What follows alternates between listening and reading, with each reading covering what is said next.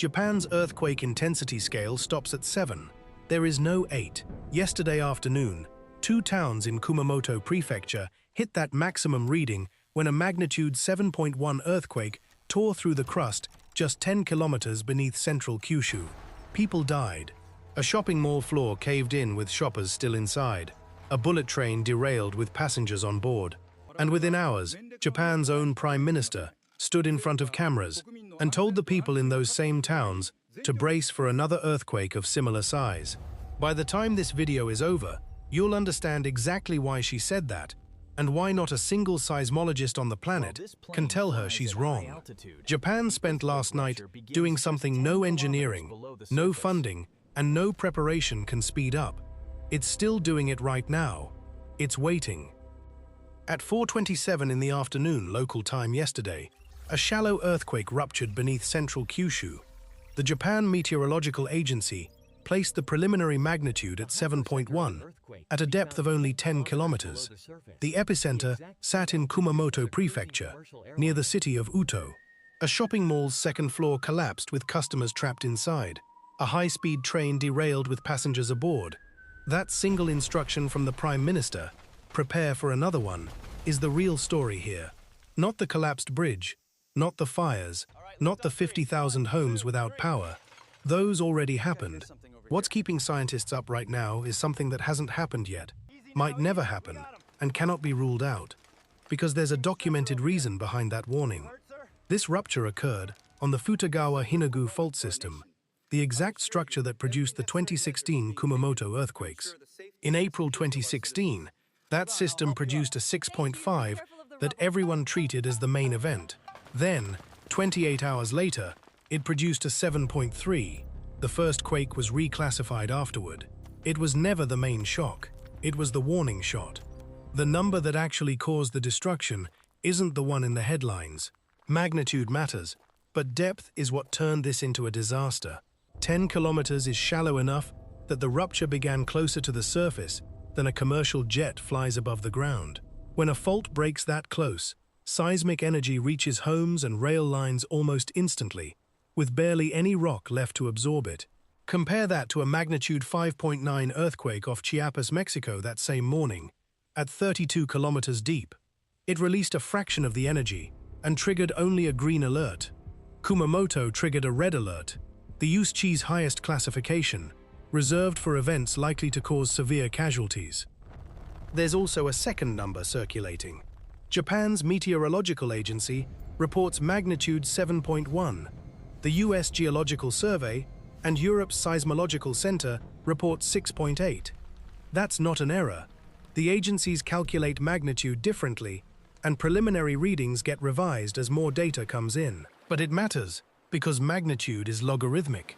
The gap between 7.1 and 6.8 works out to roughly 3 times more energy, and 7.1 is the number driving Japan's emergency response. Magnitude and intensity are different things. Magnitude is the total energy released, one number for the whole quake. Intensity describes how violently the ground moved at one specific spot. In Japan, that's called shindo, and it runs from 0 to 7, then simply stops. There is no level 8. Yesterday, Uki City and Hikawa Town both registered shindo 7, the absolute ceiling. At that level, furniture isn't described as sliding, it's thrown. Walking is impossible. The only way to move is by crawling. Unreinforced buildings fail completely, and even buildings built to the strictest seismic code on Earth can suffer severe damage or end up visibly leaning. A magnitude that would be survivable almost anywhere else hit the absolute top of Japan's scale, entirely because of depth and location. Reports only got worse through the evening.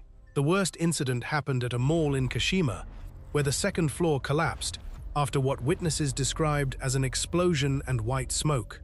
A large number of people were reported trapped. One hospital alone reported more than 50 injuries.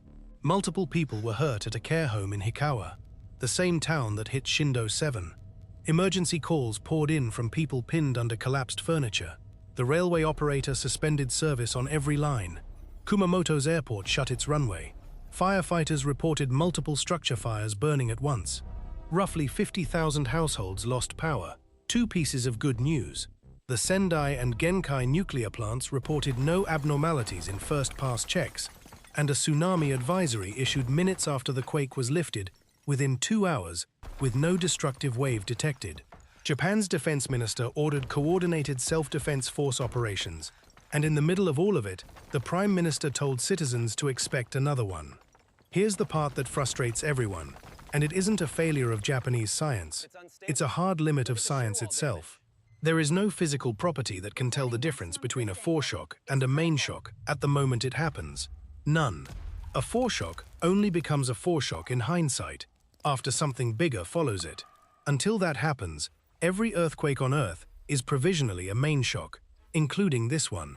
The rupture that ends up being a 7.3 starts out exactly the same way as one that stops at 6.5.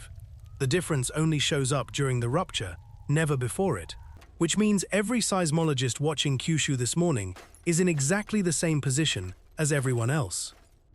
What they do have is a base rate, and it's reassuring right up until you remember what happened here a decade ago. Globally, about 5 to 6% of moderate to large earthquakes are followed by something even bigger. Flip that around, and roughly 19 out of every 20 are followed by nothing worse. Statistics say Kumamoto was probably the main event, but probably is carrying enormous weight. Seismologists use a rule called Barth's law. The largest aftershock in a sequence usually lands about 1.1 to 1.2 magnitude points below the main shock. Applied to a 7.1, that puts the expected largest aftershock around magnitude 5.9 to 6.0. That's a statistical average, not a ceiling, and it doesn't need to match the first quake to be devastating. It lands on buildings and roads already damaged. The second hit just has to be strong enough to finish what the first one started. To understand why this warning exists, go back a decade to these same faults. On April 14, 2016, a magnitude 6.5 struck Kumamoto, hitting Shindo 7. Everyone assumed that was the earthquake. 28 hours later, the same fault system produced a 7.3, causing far more damage because it struck buildings the first quake had already weakened. Afterward, the 6.5 was reclassified as a foreshock. It was never the main event. The country had spent 28 hours believing something that wasn't true. That sequence played out on the exact same fault system rupturing right now. So when the Prime Minister tells Kumamoto to prepare for another quake, she isn't speculating. She's applying institutional memory written in blood on this exact ground, applied to the very fault system that taught the lesson. Kumamoto Castle, severely damaged in 2016, is now showing video of stones falling again. But old and new footage of the castle look nearly identical to non-specialists, and there's an enormous amount of 2016 footage still circulating. Until officials confirm a specific clip, treat what you see online as reported, not confirmed. This wasn't even the only earthquake that mattered yesterday. In the 4 hours before Kyushu ruptured, 5 other significant quakes struck across 5 separate tectonic systems worldwide, in China, Russia, Mexico, and Iceland. The honest answer is none of them are connected. They occurred in completely different tectonic settings, and the stress from a moderate quake fades out within tens of kilometers, not thousands. Over the previous week, the global catalogue logged 129 earthquakes of magnitude 4.5 or higher, about 18 a day, every day. 6 significant quakes in one morning is simply what an ordinary day looks like when someone happens to be watching closely. What changed yesterday wasn't the planet, it was the attention. So here's what to actually watch over the next day or two. The aftershock map. If aftershocks stay tightly clustered around Uki, the sequence is winding down normally, and that's the good outcome. But if they start forming a line stretching along the fault system, seismologists will ask whether stress is loading onto the next segment. The 2 largest aftershocks so far, a 5.6 and a 4.9, landed near Tsunagi, along the exact trend of the Hinagu fault. Watch whether that pattern stays compact, whether anything exceeds the Barth's law estimate of 5.9 to 6.0, and whether it happens inside the 28-hour window burned into Japan's institutional memory. The official window runs 1 to 2 weeks. Japan is only about a day into it. Until the aftershock map fills in, nobody can honestly tell Kumamoto the worst is over. And the fact that not even the Prime Minister will say it is probably the most accurate summary of where things stand. If this video left you shaken, it's nothing compared to the one on your screen right now. Don't waste another second, tap it, and I'll see you there.